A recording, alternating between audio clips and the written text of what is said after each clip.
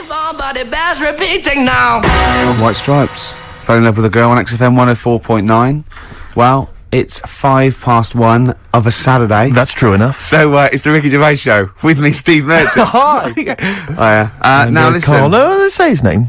Carl Pilkington. Okay, I was just getting a little bit annoying because they're writing up now in heat. And I know, they're saying he's it's sort of like it's the Carl Pilkington Show with Ricky and Steve, so let's, Has he won multiple awards? Yeah, no, not. Exactly, no. Is he one of the hottest comedy faces on TV? I don't think so. No.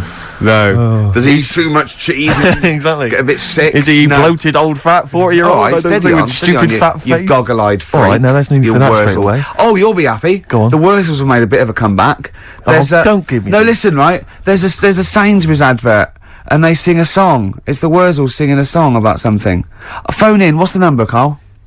08700 800 1234. Phone in if you know what I'm talking about. Just in general. That's a new competition. It goes Can on we for just 2 hours. repeat that number every 30 seconds? And people can just explain what the last link would have been. Phone in if you know what we're talking about. Yeah. Phone in if you care what we're talking about. Phone in, well, so what's the Wurzel story? What's the deal? No, I just thought of you because they sounded like, and it's a song. That it's a modern song I think they've done, and I can't remember what the song is, but maybe. See, what you mean? It's them doing a modern hit. But it's just an advert. It's just an advert. I think it's the Wurzels. I thought of something as well. You know that I drove my tractor past your haystack last night. I'm not that familiar, surprisingly. What sort of person lives in a haystack? Maybe they don't live in it. Maybe it's just saying that's your haystack. Well, yeah, they're probably a farm owner. But the problem with the Wurzels is, it's like, if you come from the West Country, you're just constantly cursed by this. Oh, you must love the Wurzels. Do you like the Wurzels? Ooh, ah. And it's like, But then why do you do your hair and your sideburns like them if you don't like them? Well, smocks are very comfortable, Rick.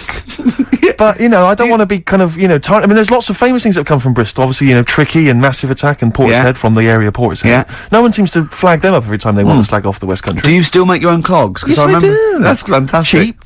You used to knit your trousers, didn't you, when you used to go? Was it why was that? Because it's just like cheap material. Straw is cheap down there. Well, we got a great show lined up for you. Have we? Yeah. I was bluffing. I don't know. I've Rick, no idea. we sometimes worry about the record library here at XFM because we tend to go in and try and find something. It'd be like an old Smith's cassette. Carl's sighing because he gets stick Monday morning. But it's very hard to find anything half decent. I think most of it's been nicked by people like Sturgis, and otherwise it's just bad. I don't know who it is that's buying the CDs. What was Four Non Blonde's big single? Exactly. Yeah,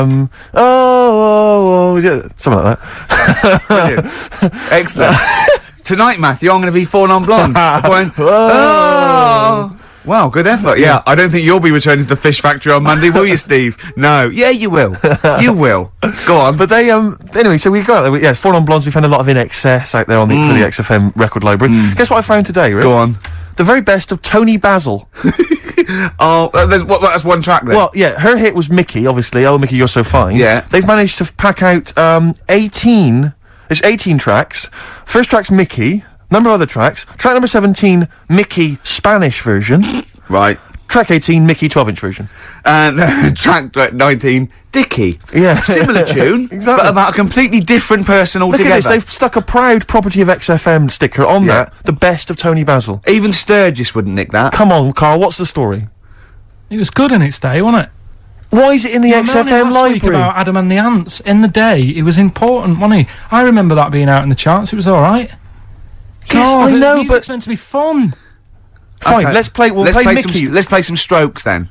No, let's play Mickey then. If you're so happy about this, Carl, should we play Mickey later? Yeah. The Spanish version, what about that? We've called your bluff. All right. Oh, yeah. Phone in if you know what he just said.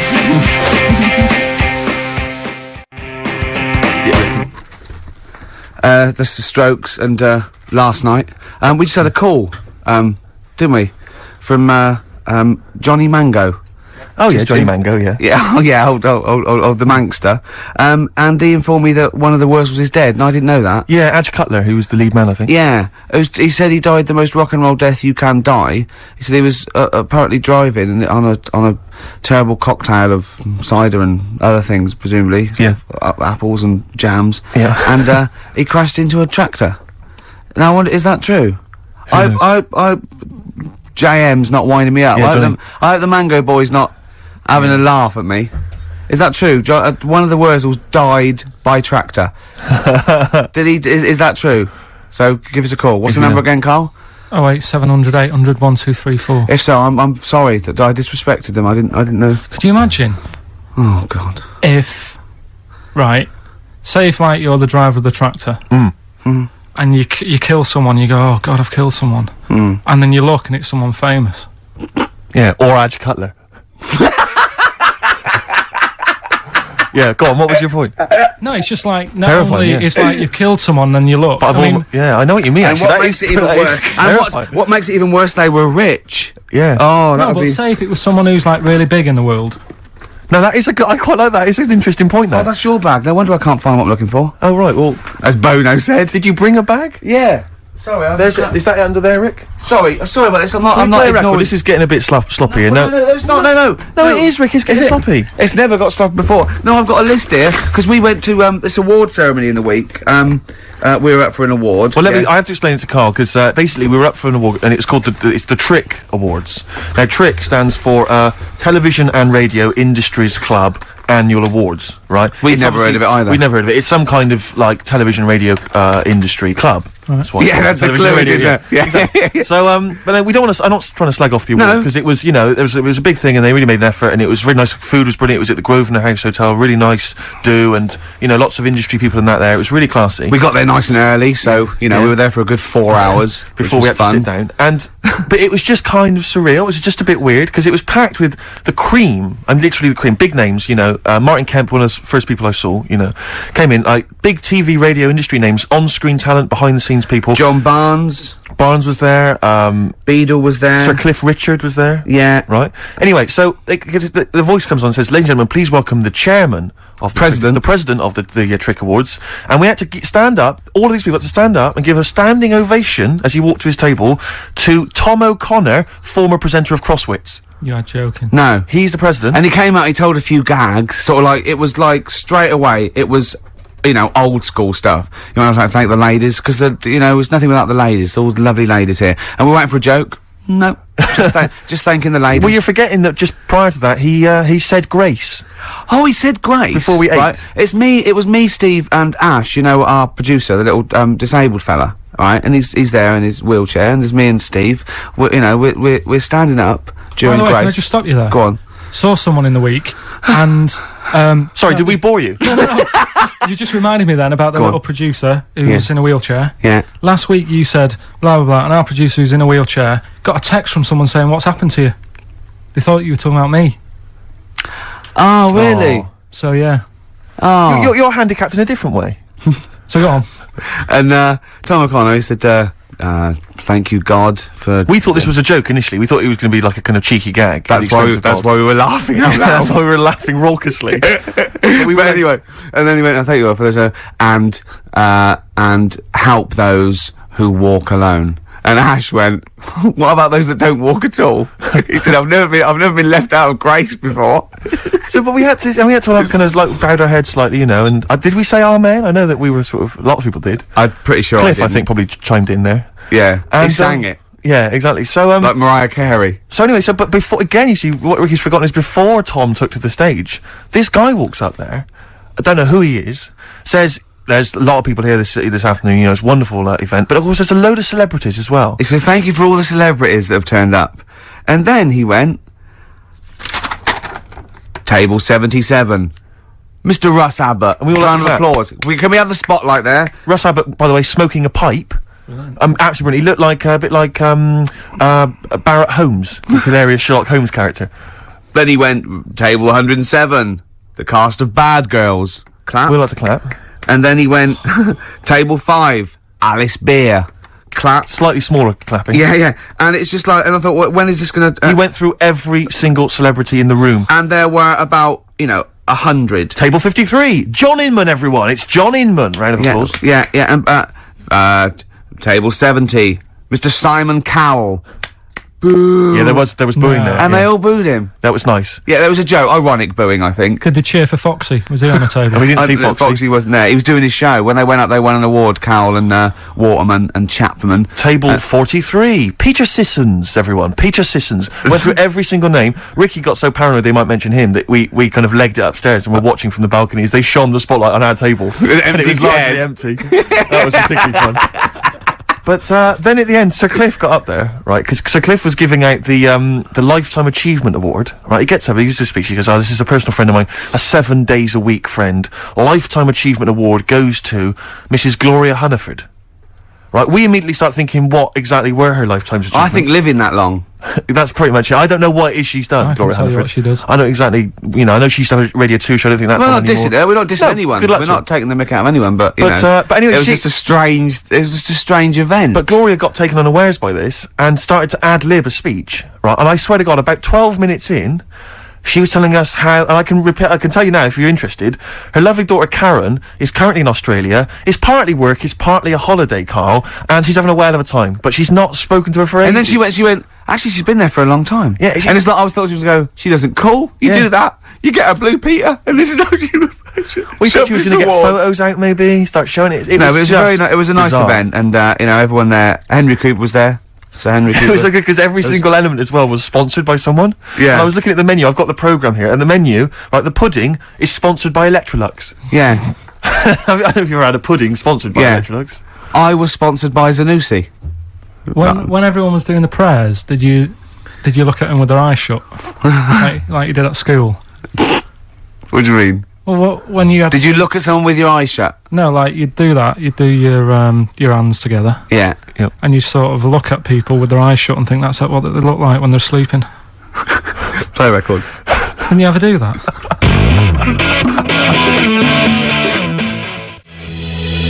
Table 60. Lisa Tarbuck. That's Corner Shop. Lessons learned from Rocky 1 to Rocky. I love that guitar. That's great. It's real glam rock. That's T-Rex and Bowie. I was going to play something from Ziggy Stardust today, but instead I brought in a different album. I want to play a bit of Bowie. Is that all right? Oh, of course, yeah, always. Yeah, bit of Beatles. Still to come up, by the way. We with the education of Carl. Last week he did Che Guevara. He did very well. Before that, the week before that, you learned all about Rasputin, didn't you? And this week you've been studying Hitler, haven't you? How does that go? How do you reckon that? It's a bit tough. Okay. I mean, I'll give you the full story later, Steve. Do you know much about him? No. So, they're all linked. All these stories I've been reading, they've all got a similar sort of thing going through them. They're born, they have a bit of a tough upbringing. Things aren't going well, and they seem to take it out on other people. Okay. I'll tell you more later. Okay. Yeah, I don't think you can... I mean, I don't think Hitler and Che Guevara... It's the same thing. Che Guevara, when he was a kid, had, like, asthma. Right? He wasn't an happy kid. Hitler, he only had one ball. Well, I was trying to find about that. Yeah, seriously, he phoned me up in the week. I said, how's it going? He went, I've just skimmed it. I was looking for the testicle thing. Now, I don't know if they left that out, or it's not true.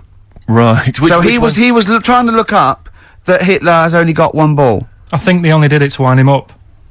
Because it's like, you know, you might be taking over the world, but we're all saying you've only got one testicle. Sure. And it's so did you look in the index and it's sort of Hitler, Adolf, family life, early childhood, testicles, absence of. Sort of skim through, because... One of. Mother, brackets other. Albert Hall. The only thing I could find was at one point in like, when he was trying to run the place, there was a meeting going on, and somebody had put a bag in the meeting room and it blew up. Yeah, and I'm wondering whether it was under the table. Yeah, but... What, you're wondering if it blew a testicle? It was the testicle was under the table. No, the bag blew off the ball. No, the ball sack was probably hanging below the protective top, and so that's where he could have lost. But why would he have only just lost the one? Because the way he was sitting. Cross-legged or something. Sure, okay. Well, I mean, again, last week we had a Che Guevara expert who phoned up. Maybe they could, maybe there's a Hitler expert this time who could maybe phone up and confirm the testicle theory. Yeah. What's the number again, Carl? 08700 800 1234. You need to have at least done a PhD or something. I don't think we should invite calls about Hitler. I think we're asking for trouble. No, I'm talking about someone who's done a study of him and who's done a PhD. Oh, okay. I'm not talking about any old nutter. And also, Carl's lottery numbers. He's a little bit more confident this week. Okay, good. He went there more like it, and I looked at him and I laughed. He went, no. Even Suzanne said I'm on more on the right lines there. Is anyone who has done a degree in maths or A-level maths that can bear? Carl won't believe this, right? Carl thinks, I know I was partly doing it to confuse him, just see that look on his face like a cat, right? But there is the chances with random numbers, for example the lottery, of getting 1, 2, 3, 4, 5, 6, are no greater than any other single combination. Right. Now that's true. I don't mean you're more likely to get 1, 2, 3, 4, 5, 6 than any other combination put together, but than any other individual combination, they're all equal. It's counterintuitive, I know. I know you think that to get a run of 1 to 6 is less likely than anything else, but it's not. Any named combination... It's not, Carl. If there's a probability... Well, it's never happened. Yeah, it's never happened. Yeah, but there's any number of combinations that never happened. Every one of those combinations that have come up have happened, and they're just as likely or unlikely as any other combination, right? It's just that you feel intuitively, right, that 1, 2, 3, 4, 5, 6 is less likely than 1, 7, 12, 34, 60. You know what I mean? Well, I didn't win. Play record. Okay.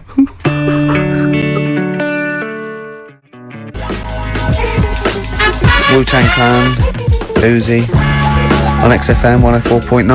Well, here we are, the day before St Patrick's Day. Oh, hooray! Brilliant! Guinness, etc. I hate English people, I should say, who are obsessed with celebrating St Patrick's Day. You know, all crazy. It's like Chris Evans used to rave on about it. We're going to Dublin, we're going to get drunk, wow. It's like, it means nothing to I think English XFM people, just did that, to be honest. Well, yeah, exactly. Just as bad. Careful, they are employers. You don't want to annoy them. What would we do without this? Well, that's true. Yeah, have an enjoyable Saturday. No, this is my favourite 2 hours. You like this, don't you? Well, I don't know. We can't do this through May and June. No, we'll be gone. We've got to record the second series of The Office. What are we going to do, Carl? What are you going to do on a Saturday? Host the show yourself? Doing it on my own. Yeah. You are not. Are you seriously thinking of it? Have they asked you to do it? Everything you... Why would you not think about it? Because I've been there, done that. Next challenge, please. Oh dear. Do you know what St Patrick did? Why he was revered as a saint and everything? What was he famous for in Ireland? He rid Ireland of something. I don't know, but I bet he started off with something odd happening in his life. What, you think he had asthma or something as a kid? They all do. And he took it out on what, though? What did he do? Exactly, he took it out on something. What did he do? What did he rid Ireland of? St Patrick. St Patrick. This is why we're going to get crazy and drunk tomorrow. This is why we're also happy to celebrate his anniversary, or whatever it is we're celebrating. That's why we have a crack. Yeah, this is why we don't bother to celebrate, the birthdays of James Joyce, one of the great novelists of this century, or Samuel Beckett, one of the great playwrights. We actually celebrate this man, St Patrick, the man who did what? Don't diss him. He did a good job of it as well, because there's none there now. There are none of these in Ireland. So... He rid Ireland of something. Come on, Carl. Think of something. Just give us an answer. What's the He went round on a horse whacking them and... He went on a horse whacking them? Yeah. What was it, Carl? What did he rid Ireland of? Went on a horse. Foxes. I don't know. No, you're on the right lines. On the right lines. It was an animal. Oh. Bears? Yes, it was. Yes, it was bears. Wow! It was snakes. Right. And there are no snakes in Ireland. He rid Ireland of all the snakes. Yeah. Who did it here then? Because there isn't that many. Well, I think he had a stab at it over here as well, but got tired and went back. Yeah. That's why there's just a few snakes here. Is it true that there are no snakes in Ireland? I think it is. I think if someone called it... And what is there any historical evidence for St Patrick ridding them of... I mean, how did he do it? Was it like the Pied Piper? See, I'm not convinced that he did go around killing snakes, but there are no snakes in Ireland, and that's... Yeah, I don't know the ins and outs. If someone knows the ins and outs, we had a few probability experts and statisticians and maths graduates confirming that indeed I was correct, that the probability of 1 to 6 in a row is no more or less likely than any other single combination in a totally random selection of balls. Which brings us back to Hitler, doesn't it? Because he only had one, didn't he? Well, coming up, we'll be asking Carl all about Hitler, the education of Carl. He's done Rasputin, he's done Che Guevara. Plus, of course, White Van Carl, where we asked Carl some of the, his opinions on some of the hot potatoes of the week. You learned as you go along, because you've got something about St Patrick there. That was thrown in for free. That was an extra... I'll learn you something, eh? Snakes. Well, sorry, Carl, just stop me there, and I'll teach you something, right? Oh, go on then. You don't learn someone something, you teach them something. Yeah. It's not... one's passive. You learn... Ricky, I'm sorry, mate, but I don't think you should be teaching people how to speak or use grammar. I just don't think it's appropriate. Snake. It's embarrassing, frankly. Because there's so many errors you're making. It's like, where to start with you? Oh, Snakes, right? You're talking about snakes. Yeah. A lot of snakes are born with two heads. It's like a familiar type thing that happens to snakes. Okay. Yeah. They take it for granted, don't they? Right. Snakes born two heads. They'll fight each other for food, even though it's going in the same body. Isn't that weird? Were there kids at school that you went with who had two heads? The snake twins. Yeah. From Moseley. Oh, there was kids at your school with two heads? Was that right? What? No, they had big heads. Oh, they had big heads and webbed hands, but they weren't related, and they weren't friends because that would have been too obvious. Yeah. He said. Yeah. Oh, Steve, listen. Before you came in, right? I sneezed a couple of times, so if I'm allergic, I've still got a bit of a cold. And I said, oh God, he went, bloody hell. I was like, sorry. And he went, you know, you can't sneeze with your eyes open. I went, yeah. And then he was obviously thinking to himself still, and after a pause he went, would your eyes really fly out? And I started laughing. He went, no, because has anyone ever done that, do you think? Has anyone ever held someone down, torturing them, and held their eyelids open and gave them pepper and see if their eyes would fly out? And he said, and then he went, I'm just looking at him again, the silence, and then he went, of his own accord, he just went, I can't see it happening. Your song here, Ricky. Oh, this, Bowie. Sorrow. Beautiful.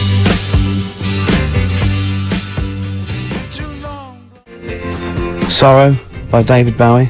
I got that on a compilation today, but I think it's originally off the Pin-Ups album, the one we did all the covers, because he didn't write that, did he? That was the one with him and Twiggy on the front cover, isn't it? Right. I haven't had that for ages. I haven't got that. So sorry, you lost me. I don't know what you're talking about. Are you reading a book there? No, I was just reading the brochure there, the programme, if you will, for the Television and Radio Industries Club Awards that we went to. Incidentally, we lost. We lost to Linda Green. Yeah, we didn't win an award. For the best comedy. But you might be interested to know that Tom O'Connor is in constant demand for corporate functions both here and abroad, and his client list includes many multinational companies. No mean golfer, Tom took the literary world by surprise in 1992 when his first humorous golf book, From the Wood to the Tees, made the bestseller list. I noticed it didn't take the literary world by storm. No. It took it by surprise. They're going, we can't say storm. We've got to say by surprise, from behind. But his first humorous golf book, From the Wood to the Tees, made the bestseller list. I don't know if that's just books about golf, that bestseller list. Subsequent successful books include One Flew Over the Clubhouse. Brilliant. Genius. Take a Funny Turn. Follow Me, I'm Right Behind You. And Eat Like a Horse, Drink Like a Fish. Does it mention Celebrity Squares? Didn't he do that? No. He did, Crosswits. Name that tune. Crosswits. Once, right, it's Crosswords. Do you remember Crosswords? It was from the 80s. It was like a crossword game show. It was often with Kate Copstick. But I saw one, right, it was on Challenge TV being repeated. And no, Andy Crane. Remember Andy Crane? Yeah. He was the link man, and he went, coming up next, Tom O'Connor with Crosswits with well, in my opinion, one of the best Crosswits players of all time, John Junkin. Oh, who's your favourite Crosswits player? It's got to be Junkin for me as well. But Copstick was Barry alright. Cryer's bloody good. Cryer was good. I watched Call My Bluff in the week. Is this with Toxic and yeah, Colin? it was quite good. I quite enjoyed it. I imagine you could get on there if you wanted. I used to watch it with what's his name? Famer. Yeah, Famer. Yeah. Oh, that was great. You're brilliant impressions, because obviously while Bowie was playing, you were doing your infamous Bowie impression, which is the best one you do, actually. Well, that's just because Carl said, you know what, he said, I'd love to go out for a drink with David Bowie. Of all the people that come in here for sessions, I think he's really good him. And I said, I think he'd like you as well. That's all, and I just went, hello, Carl. You're strange, you're alien. It interests me. Myself and Ian, I'd like to put you on them. Yeah, I just imagine you and Bowie in a pub somewhere. Isn't that pretty much the same impression you do when you do Ian Canfield? No. Ian Canfield's more like that. But not on air. On air, he's sort of like this sort of eloquent 40-year-old Capital DJ. Yeah. And but when you talk to him in the studio, he's slowly turning into Tommy Vance, isn't he? Mm. This is one of his pillars of rock, Canfield. He loves Vance, Lemmy, Diano.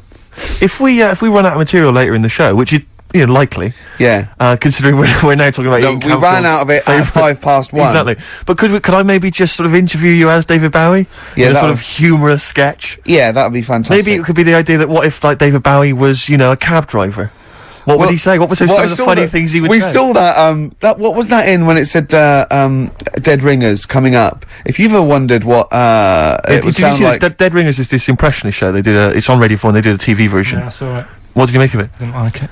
It was alright. No, it was just that the write-up in, the Radio Times, magazine, the Radio Times, said, ever wondered what it'd be like if, Robbie Williams was singing George Formby? Or what would it be like if, there was an Animal Hospital... was hosted by, Anne Robinson. Yeah. Yeah. I have wondered. Were those two sketches on there last night? Yeah. Yeah. What were they like? You are the weakest dog skink. or something? No, what was it? It was something like they had to vote off an animal to die or something. It was something like that, yeah. It was This is all right. flagging. Quick, do your Bowie again. Oh, come in here. Look, it's Tin Machine. Now let's play Changes. Hello, Iggy Pop, you nutter. Stop cutting your sound. Which one? Travis, Flowers in the Window on XFM 104.9. 2 o'clock, halfway through. Oh, it's our favourite time, isn't it? My favourite time of the week where we come in here and play some records, have a chat. Ricky, a lot of people are wondering who you are. I'm Ricky Gervais, with me Steve Merchant. Hi. There's little Carl over there. Steve, it's time for... White Van Carl. We should definitely get some jingles. I think the show sort of lacks jingles, I think. Yeah. Noises. Yeah. Funny sound effects. Yeah. Well, that's Wow. Yeah. What's Mr. Nosy Neighbour interested in? Hello? What's going on here? Oh, we should definitely get some pre-recorded comedy noises, Carl, Yeah. for next Yeah, well, week. that's my job, but unfortunately I'm busy reading about Hitler.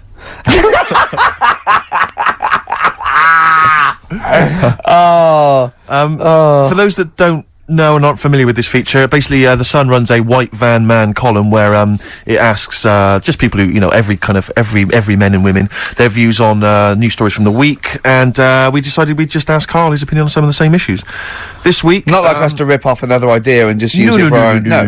No, but this time... The White Van Man in the Sun this week is Herbie Crossman from Harrow in Middlesex. Herbie. And he's asked his opinion, Carl, and what's yours, on pop idol Will Young admitting he is gay.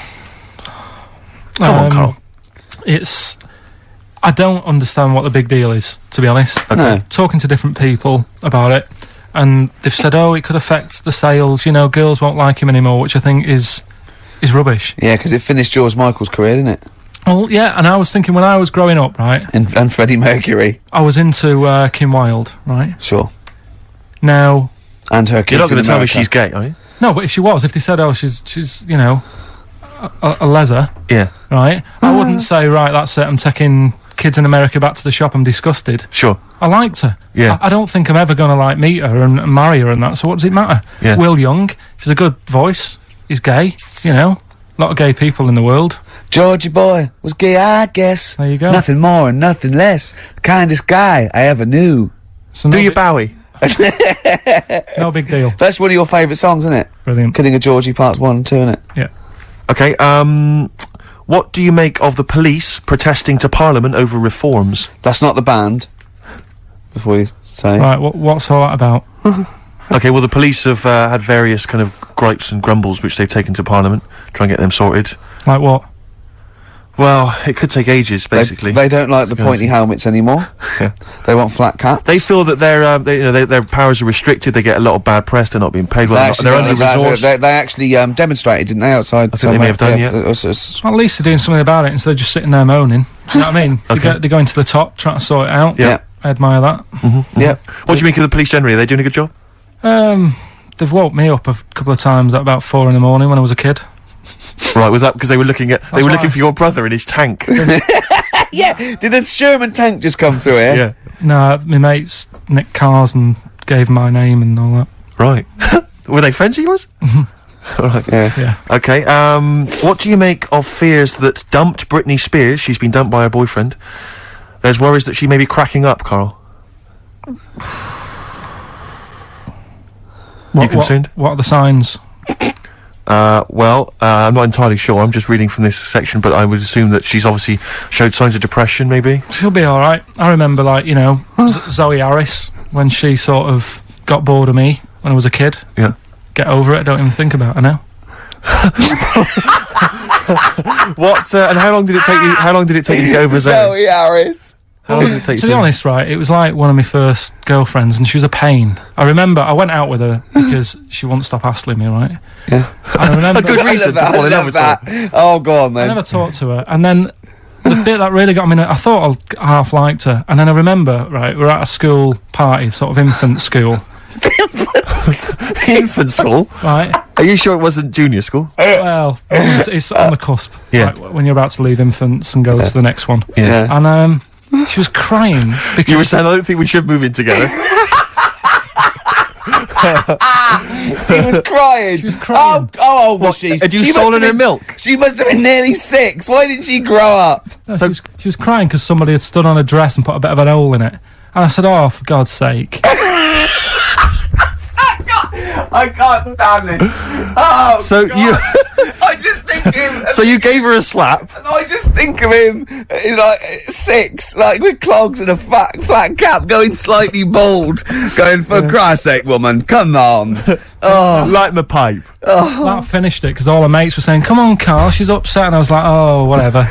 So I saw her again. Hold on, though. Wait a minute. What do you mean all her mates were saying, like, come on, Carl? They were 6, weren't they? Yeah, but they were saying, come on, she's crying. Help her out. And, like, look, and you she's- did nothing? I She's got can't. injured. Got a hole in her skirt. Yeah, but she was upset and you were her boyfriend. Well, So what did you do? Tell me the story. Where Well, were it you? didn't work out. You were at some kind of school do. There was a hole in her That's why dress. it didn't work out, he said. Do you treat your current girlfriend in the same way? This callous disregard for someone's feelings? His current girlfriend does not tread on her dress, does she? Oh, she didn't. So tread, as far did as she? you're concerned, what was her name? Sarah? Zoe. Zoe Harris. You just felt like, well, you know, if she's going to make a whinge about, you know, a silly little hole, screw her. Yeah. You're all heart, Carl. What would you have done? I'd have gone over there and give her a lovely kiss. You wouldn't. Yes, I would. We were playing Dead Arm. In the corner. Ask him another Oh, question. Okay, very final One more. thought then. What do you say to the fact that a judge has decided that we, the general public, have a right to know about stars' flings? Basically, this is an excuse. This is basically saying, should papers be allowed to print tittle-tattle about celebrities? Oh, this is. Providing it's proven true. Oh, this is something about, isn't it, a Division 1 football or something? It's definitely had Premiership football has had an affair, and it is true, but he's trying to keep privacy. And the judge said, "Well, it's not for us to censor the press over things that are true. Right. It's up to the general public to either boycott or not." You know, that publication. What do you think, Carl? What about all this, you know, exposing, going through the, you know, the bins of celebrities? It's not right, is it? But No. people are interested in it and buy the papers to read it. Do you know what I mean? I mean, like I said to you the other week, everyone has a go at Beckham for not being that bright. But at the end of the day, he's a good footballer. It doesn't really matter what goes on off the pitch, does it? Do you know what I mean? Yeah. So But what if you were I a don't celebrity and they sort of splashed over the front page the fact that you just, you know, didn't care Left less my for Zoe girlfriend Harris because- Yeah. and her torn dress? Zoe Harris is still upset. Yeah, they dug her out, you know. The night Carl Pilkington reduced me to tears. Nah, I haven't done anything that bad. Sure. I won't be worried. Did you win the dead arm contest? No. I was thinking about that the other day. Do you think there's a chance I could get blood clots in later life? Did you play that a lot? Yeah, a hell of a lot. Did you ever do it, but like kind of headbutting? No. Okay. Because that would have explained something. Dead arms. Sure. Anymore? No, that's it, Carl. And Thank you very it much was indeed. with people's blessing, was it? You had to give them a go, Yeah. and you played it with girls. No. All right, Oh, my mates. right. So you were Okay. playing dead arms while she was off dancing and getting her hole ruined? Yeah. You romantic, you. That's great. And you haven't changed a bit, have you? You still do that to this day, don't you? At functions and events. Oh dear. Oh, well, dear. what track we got here? You've brought in a track. Yes, here, I Steve. just thought I'd dig out some old Elliott Smith. I've quite enjoyed his work, and this was a previous single, and the first track from his album Figure 8, Son of Sam. XFM 104.9. Sorry, I was going to back go on. announce that track and just mention it was Elliott Smith and the track Son of Sam. Well, I think I'd just better ask Carl a couple of quick questions about Hitler. Then we can you know, get on with our lives. Okay, and we can tick that particular box. Yeah, put that. Yeah.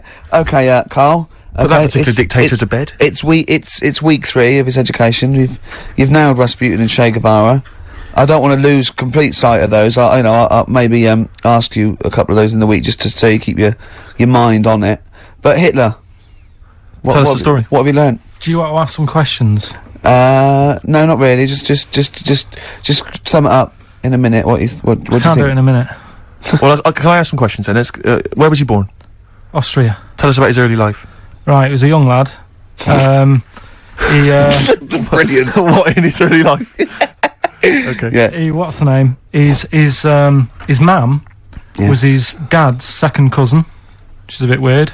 Yeah. That is weird. They had 5 kids. Steve's going, yeah, it's usually first cousin where I come from. Oh, that's unfair, isn't it? Jeez. There's no need for that. There was 5 kids, but only 2 of them, including Hitler, including him and his sister, survived. The others died at an early age. Okay.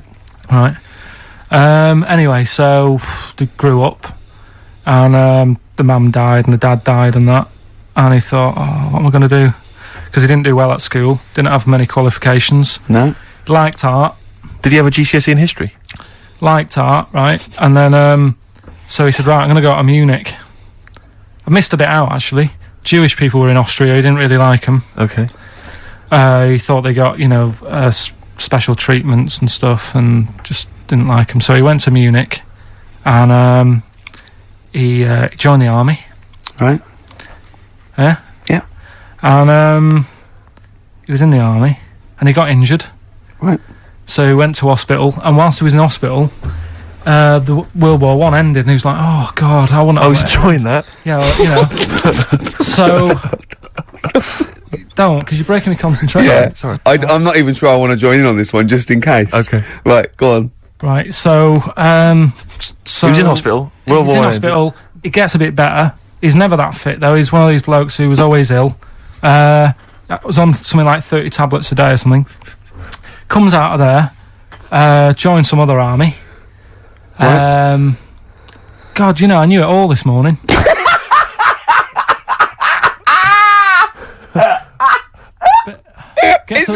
I can see it running to ground.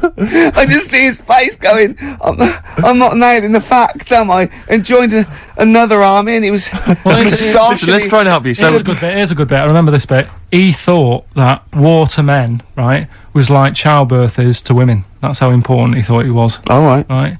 So it's like, you fight for 9 months, and at the end of it, you own something, right? Yeah. So, he goes on and all that. He's in Berlin. Yeah.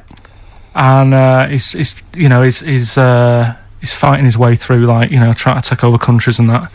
And he does he do Berlin?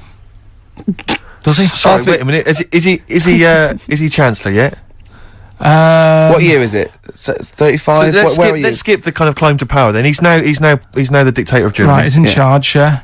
And this is when he gets his own back on the Jewish people and that, and he's got his own little armies, and he's setting fire to Jewish businesses and all this. And anyway, cut a long story short, he Please do. He when he came to fighting Britain, Yeah. came a bit sort of unstuck, Yeah. right? Started fighting. Not so easy, is it, this world domination, Adolf? Britain was there. France was helping out. Yeah. Americans were helping out. Yeah. So he thought, oh God. So a bit late, but yeah, go on. He goes into a bunker in Berlin, Yeah. and it's all kicking off. Yeah. And apparently, Germany sort of surrenders, Yeah. says it's all over, forget it, we can't beat you. He was really annoyed with this, and he thought, I can't show my face around here. So he, Because it would be embarrassing. he's with his missus, who nobody knew was his wife, Right. Eva, in this bunker. Yeah. And so he said, I've had enough of this. He shoots himself. Yeah. She poisons herself, and the chauffeur buries them or something, or burns them. Right. And in all the time he was in charge, 50 million people died. So that's 1918 to 1945. Yeah. Between It felt like that. between Travis and the Red Hot Chili Peppers. Next week. That's fantastic. That's remarkable. I have to say that you sort of lost your grasp somewhere along the line, because you started off confidently, but you lost your way. I've had a really busy week, and last night I was whizzing through it. Sure. And then this morning I woke up, and Suzanne had been away for about 3 days, right? Yeah. I hardly spoke to her. She's been busy, I've been busy. First thing I say when I wake up, just ask me some stuff on Hitler. You are romantic. That's great. That's how stressful it's getting. But I knew it all this morning, honestly. No, but that's fine. I think you've summed up you've done that. Right, captured it in essence. just for a bit of balance, I've got your next week's homework. It's the same series. There's little books. There's tiny little books, just 3 inches long by 2 inches wide. Crammed with so much information there. Winston Churchill. There you go. You'll enjoy that. Yeah? I'm getting a bit bored now, though. This is what happened in school. Think of the listeners. Did really well in infants. Once got to secondary, lost interest. Was it the breakup between you and Harris? And Zoe? I'm wondering if, you spiralled into something there. Yeah, because it's like all these other, these men of history, they always had sort of things happen in their early childhood, didn't they? Maybe yours is the Zoe Harris dress incident. Well, let's just refer to it as the Zoe incident. Yeah. From now on, Yeah. Winston Churchill, the bit I left out in the Hitler story, Hitler was scared of this man. Yeah. And I can tell you something else about Winston Churchill. Go on. He said he can remembers being in the womb. And he was born in a public toilet. Play a record. PJ Harvey, This Is Love, XFM 104.9. I'm Ricky Gervais, with me Steve Merchant and Carl. Carl called me in the week, Steve. I know we sort of banned each other from speaking to him. What, you seem to have just disobeyed that rule every I week? can't believe it. I just can't resist it. But, he said, just saw a programme. He said, what's that big balloon that blew up? And the newsreader was going all mental. And I went, is that the Hindenburg? He went, yeah. Oh, I said it was a big Zeppelin. He went, yeah. He went, what happened? I said, it was helium, wasn't it? And I went, yeah. I said it was just a huge Zeppelin full of helium. And what caused us? I don't know. It could be a spark or anything, but of course it just goes, because it's helium so flammable. And he went, now they didn't show this in the documentary, but did all their voices go funny?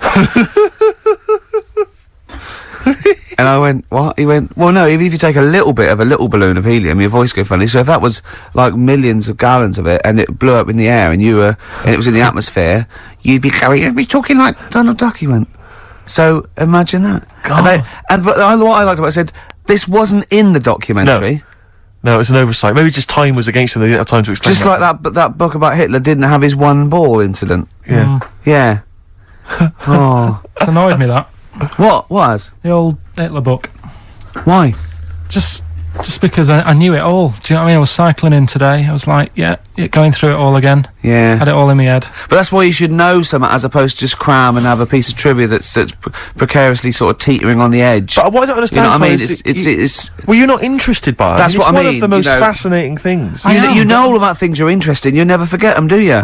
You know. Yeah, I was a bit interested in it, but like I say, I mean, I'm cramming all this into a normal week. Do you know what I mean? Yeah. You go on and, you watch telly and that in the week, you've got loads of leisurely time. I'm sort of using the only little bit of rest time I have to learn, as well as trying to do all my other stuff. Yeah. He texted me yesterday about Hitler. He went, stop making me read this heavy shit. He said, I've seen in the back of this book, there's one on Elvis. No, I mean, it is interesting, but not when you have to read it, do you know what I mean? Right. It's but do you more think you'd have read it in your leisure time? To be honest? No, you wouldn't have, would you? I wouldn't, no. No, what do you do in your leisure time? I like, going out for food and that. Right. Foraging. What do you mean going out for food? They come have a little hole and go hunting. Yeah. This is Carl. He's hungry. He knows he has to get to the greasy spoon by 11. Wow. Many of Carl's close friends have never made it across this road. There was a zebra crossing installed just for the safety of Carl. Beep, beep, beep, beep, beep, beep, beep, beep, beep. Can I have a bacon butty and... Carl is enjoying his... Wow, but he has to get back. His girlfriend's asked for one as well. She's home with a PlayStation 2. Wow. Beep. All right, Rick. It was David Bowie impressions earlier. Now it's just a selection of crazy sound effects, like that guy in Police Academy. You said you wanted some. He hasn't got time to make them up. He's reading about Hitler. You heard him. Do a machine gun or a helicopter. We've got to do all our own sound effects. Oh. So do you want a week off? Do you not want to learn about Winston Churchill? Why don't you read it if you want to, and just if you get interested, then read on. I think that's because that's what I did with school and it didn't work. No, you decided you didn't want to. Yeah. Yeah. Okay. So, but hasn't that taught you something? Can't you just do it like a TV series? It doesn't go on forever. We've done 3 weeks. Give it a rest now for the summer. Yeah, because most series last for 3 weeks. Well, Yeah. Okay. What's your favourite subject in the world? What's your favourite thing in the world?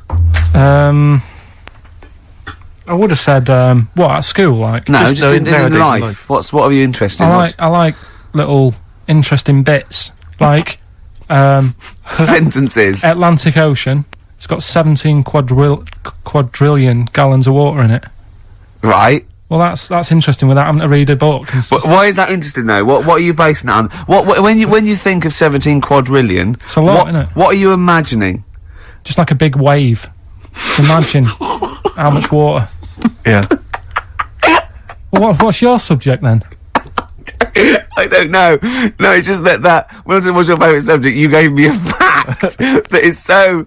No, but that sort of thing, like I said to you before, you were talking about monkeys, and I said, do you know that if you give a monkey a childbirth tablet, it works on it the same way, because it's kitted out the same. Could I just say something? We weren't talking about monkeys. What were we talking about then? You know, we were talking about something completely different, and you went, if you give a monkey a childbirth pill, it works. That's what you said. No, we were talking about monkeys. We were talking about sneezing.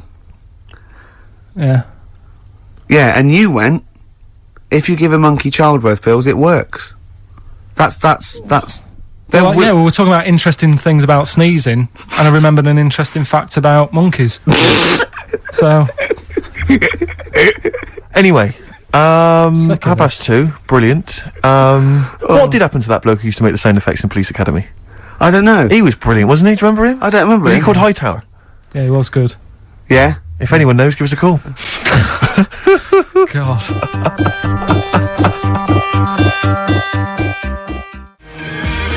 Flirt. Girls and boys. You embarrassed yourself then, Gervais. What? Well, we've had a number of calls and emails pointing out that the Hindenburg disaster was not because the Zeppelin was filled with helium, hydrogen, but filled with hydrogen. Right, okay. Well, I thought about that when he told me in the week. Yeah, but I assumed he must have got that off from the documentary. So it just went up. So that's probably why the voices didn't go. That was probably why it didn't feature in the documentary. Yeah. But it seems to me we should have thought of that. I mean, like, it's school fates and stuff where they're, like, filling little balloons with helium. Yeah. You know, there'd be all kinds of horror stories if they were just, you know, just blowing up, you know, left, right and centre. I don't think you can just blow helium up like that, can you? What? Isn't that the point? What I'm saying is it can't be as potentially lethal as hydrogen, helium. Well, what, hydrogen isn't as bad as helium? No, helium's not as bad as hydrogen. I don't know what you're saying, because the Hindenburg was hydrogen. Yeah, and I'm saying, why did we think it was helium? That's crazy. You go to school fates and stuff with, like, little kids, and they're filling up little balloons with helium. They wouldn't have big canisters of helium, you know, a charity event, or, you know, a small kind of bring and buy sale if it was deadly. Yeah, but it's not as big. I mean, when you buy those balloons at a fair, it's not as big as that big But presumably balloon. it's still flammable, is it? But it wasn't the fact how dangerous the rare gas was, or it was the fact that it was made of this thing that caught fire and just went. There was nothing. A hole in it would have been as bad. It just burnt quickly and fell to the ground because the hydrogen or helium escaped. It wasn't. It was irrelevant that what the gas was, wasn't it? I thought it was that there was supposed to be some kind of explosion. Well, I don't know what it was, but the point is because the outer thing was so thin, right? The gas inside escaped and it fell to the ground. So it just fell to the ground like when you've popped a balloon. Well, not. It didn't quite. sort of go. It didn't like flap all over the place and make a zany noise. But I tell you what, because when I was looking on the internet in the week for it, I was like trying to get a bit more info on it. Guess how many balloons it would take, helium balloons, to lift a human up? Go on. 6,000. Should we do it? If you want. Brilliant. Next week, that's got to be a challenge. Can we? Is there a sort of balloon company or some sort of party company that are willing to sponsor us to lift Carl into the air with helium balloons 10 feet off the ground, where we're tether him down, right? Is there someone willing to pay for 6,000 balloons to try and lift? We Carl can maybe up? get some kind of company to sponsor it. I'm thinking like Electrolux, if they're going to sponsor puddings. If they're going to sponsor puddings, and celebrities, Russ Abbott, they will sponsor Carl being lifted. Heat magazine, come on. They're big selling, very successful magazine there, and they know about Carl because they've mentioned him. Heat magazine, can we have a heat balloon? Yeah? Oh, 6,000's an awful lot, into the air. Yeah, it's the heat 6,000 Carl challenge. Lift Carl 10 feet into the air. Yeah. Come on. What about if it was Carl and Dr. Fox? We could get 2 different balloons. I think we need a lot more than 6,000. It's a lot more for Fox, isn't it? Mix, yeah.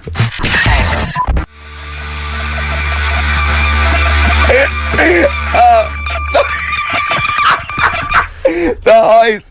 I just explain what I'm laughing at, right? We just had a call from someone saying his company would sponsor Carl, right, to be raised by all these balloons if he could have a walk-on part in the office.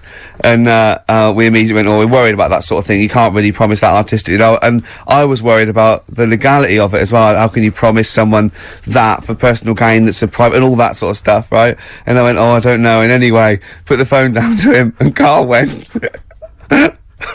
I love the fact you're more effing worried about that than me being raised 30 feet in the effing air. You started getting scared, did you? Are you worried about it? Well, you're quite excited about the idea of the challenge, aren't you? I like the idea, but I want, like... Why do you like the idea, Carl? Oh, what if it went all wrong and we're there going, oh, the humanity of it. I think we need Carl to get... he's just... And the rope would pull out my trousers and Oh, no, it's definitely got to be Dr. Fox if that's going to happen. Oh, God. Oh, we've got to do this. So hang on, but let's just think about because wait a minute, I mean, we say this, but we'd have to get all kinds of health and safety people involved. No, we wouldn't. Of course we can't just start raising you in the air. No, you're allowed to do it on private land, aren't you? Look what happened to the Hindenburg. No, but I was just saying there was lots of people died. Listen, look, all we do is we get someone, right? But what if he gets loose and he just floats off into the air? And he meets his magpie that he lost. He used to peck his grifter. Balloons.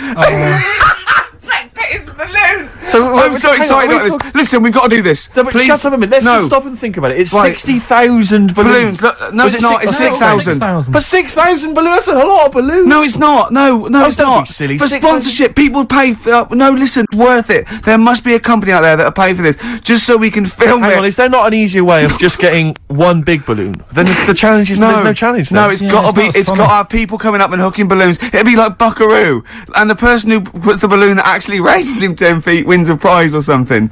So hang on, so what we've got each person with like 500 balloons. Yeah. That's mad. Can you imagine how many balloons that is? That's ludicrous. 6,000. Yeah. That's an awful lot of balloons. I don't know, there must be someone that could do this. Oh look, people have walked on the moon for Christ's sake. We can raise Carl Pilkington with some balloons. Yes, but they had a NASA budget. We've got XFM behind us. Yeah, but balloons, balloons are cheap. You can get about a pack of 25 for about 150. Right, fine. No, true. Yeah, the helium though, Carl. You can't just like attach yourself to a pack of balloons. No, but what, you think we blow them all up? With helium. Right.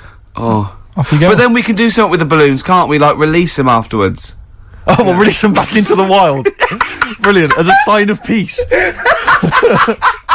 Fly, my pretties, fly, listen, be free. I am so excited. I have not been so excited about, and when I thought that Robin Ince was going to stay in my cupboard for £1,000. Look, we've got to do 6,000 balloons. I don't think it's going to happen. That's an awful lot of balloons, and I just don't think. I don't see how we can tether them all to Carl. He's a small man. No, but because you have them at different lengths, don't you? Yeah, exactly. Carl knows. Can you think about the logistics of this? Oh, someone must know. There must be a company. There's a bloke willing to do it. I know he doesn't know the technology of it. He's willing to sort of stumble. And so the company just has access to helium like that. No, we can do this. Come on, London. Someone's done Londoners. It was on the internet already, so someone obviously has done it. Yeah. So they didn't say, "Oh, we can't get all of the balloons." No, they probably worked it out, didn't they? Carl, you're more excited about this than anything else. About your education, about your exam results. You're so excited. And we'll have a little rope. We're like flying a little kite, a little Carl. We're like, let's go. Carl, what will you wear? Like a one-piece jumpsuit? Yeah, it'd be lovely. With sponsorship all over it? Oh, it'd be great. You know, like Jackie Stewart, and just as you go up your little face, oh my God, I'm not going to sleep until this is done. This is the most exciting thing ever. Only 10 feet. 10 feet, yeah. And we'd need some kind of rope to sort of tether you to the ground. Yeah. We don't want you sort of flying off. This is going to be great. And he'd have a little crash helmet and everything, and little deedie boppers on the crash helmet, like he's a little flying ant. Definitely. We give him a little, oh my God, can we give you an outfit, like little wings and everything? Can we paint your face with, like, children's paint? I'm not doing all that. Why? Oh, because that would be silly. Oh, please, Carl, do this. Do it. We'll do it for charity. We'll do it for charity, yeah? Alright. Yeah?